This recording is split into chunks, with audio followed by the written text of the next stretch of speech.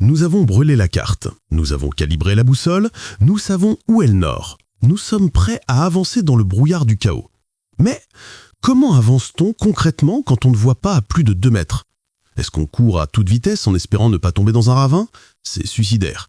Est-ce qu'on reste immobile en attendant que le brouillard se lève? C'est la mort assurée. Car le brouillard du marché ne se lève jamais vraiment. Non, la seule manière d'avancer, c'est de tâtonner le terrain. On fait un pas, on vérifie que le sol est solide, on regarde autour de soi. Et si tout va bien, on fait un deuxième pas. Si le sol se dérobe, on recule immédiatement et on change de direction.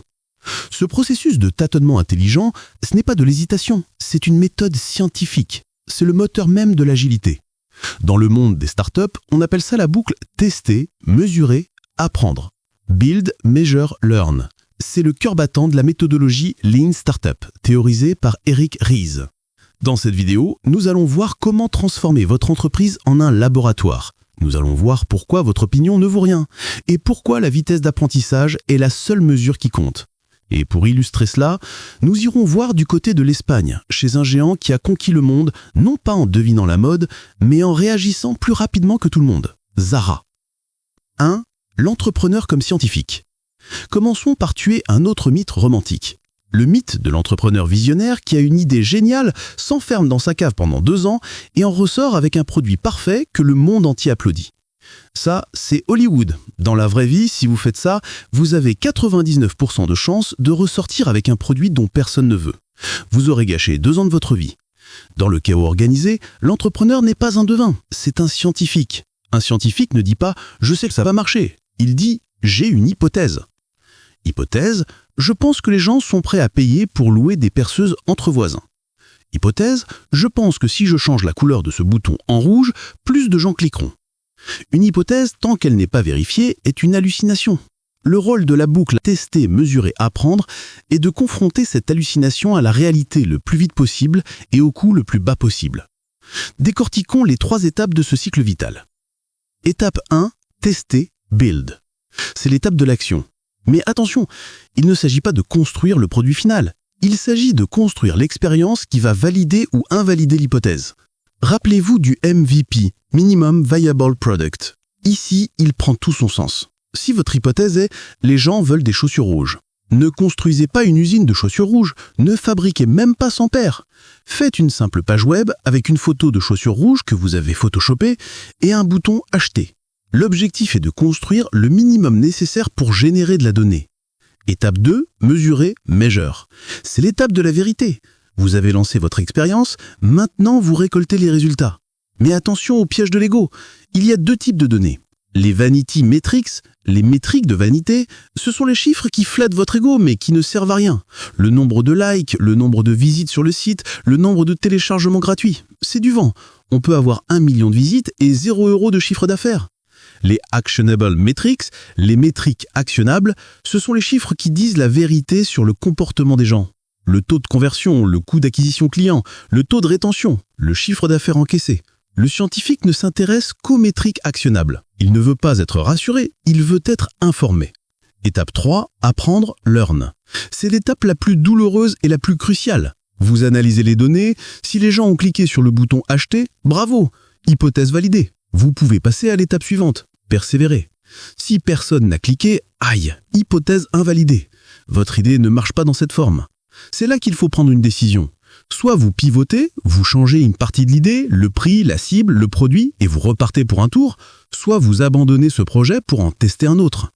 Ce moment d'apprentissage est la seule vraie richesse que vous créez. Vous avez échangé du temps et un peu d'argent contre une vérité de marché. Vous êtes moins bête qu'hier. 2. La vitesse de la boucle, votre avantage concurrentiel.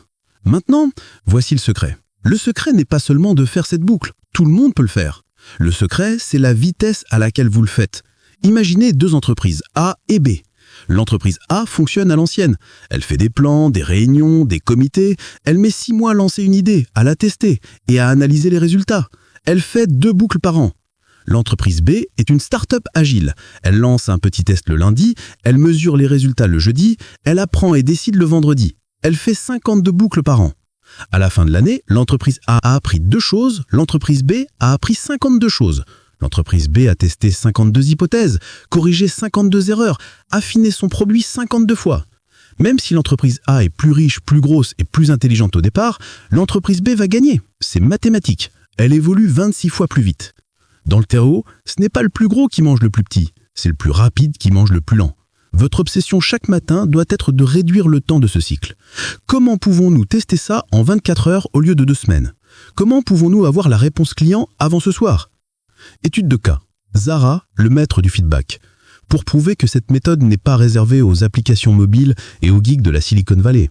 Regardons l'industrie la plus traditionnelle, la plus physique et la plus risquée qui soit, la mode. Le modèle traditionnel de la mode, type H&M ou Gap à l'ancienne, c'est le modèle de la prédiction. Des designers très bien payés s'enferment dans une tour d'ivoire à Paris ou New York, ils regardent des cahiers de tendance. Ils essaient de deviner. L'hiver prochain, dans 9 mois, la couleur à la mode sera le vert olive. Ils dessinent la collection, ils lancent la production de millions de pièces en Chine. Les bateaux mettent des mois à arriver, et 9 mois plus tard, les vêtements arrivent en magasin. C'est le moment de vérité. Soit ils ont eu raison, jackpot. Soit ils se sont trompés. Le vert olive, c'est moche. Ils ont des millions d'invendus sur les bras qu'ils doivent brader en solde. C'est un pari de casino géant, une fois par saison. La boucle de feedback dure 9 mois. Maintenant, regardons Zara, le groupe Inditex. Amancio Ortega, le fondateur, n'est pas un parieur, c'est un agiliste. Il a conçu Zara pour réduire la boucle de feedback au minimum absolu. Chez Zara, on ne devine pas, on écoute. Les personnes les plus importantes chez Zara ne sont pas les designers, ce sont les gérants de boutique.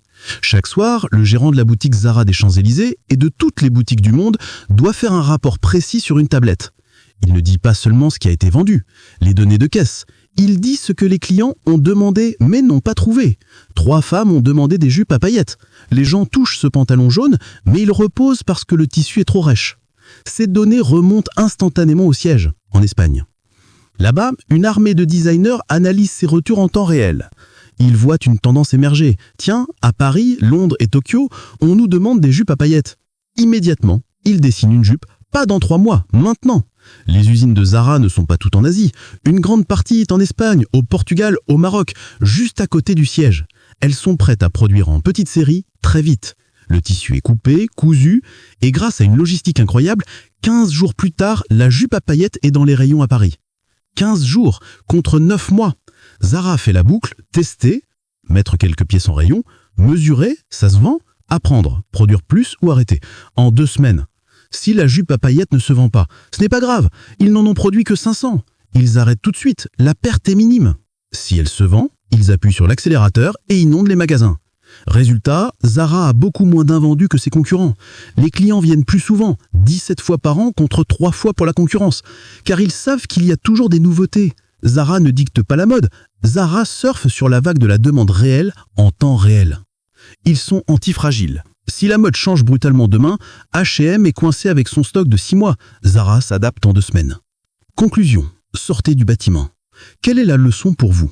Que vous vendiez des logiciels, des conseils, des gâteaux ou des services, vous devez adopter la mentalité Zara. Arrêtez de débattre en réunion pendant des heures pour savoir si le logo doit être bleu ou vert. Personne dans la salle de réunion ne connaît la réponse. La réponse est dehors. Mettez le logo bleu en ligne le lundi, mettez le vert le mardi. Mesurez, apprenez. Arrêtez de peaufiner votre business plan.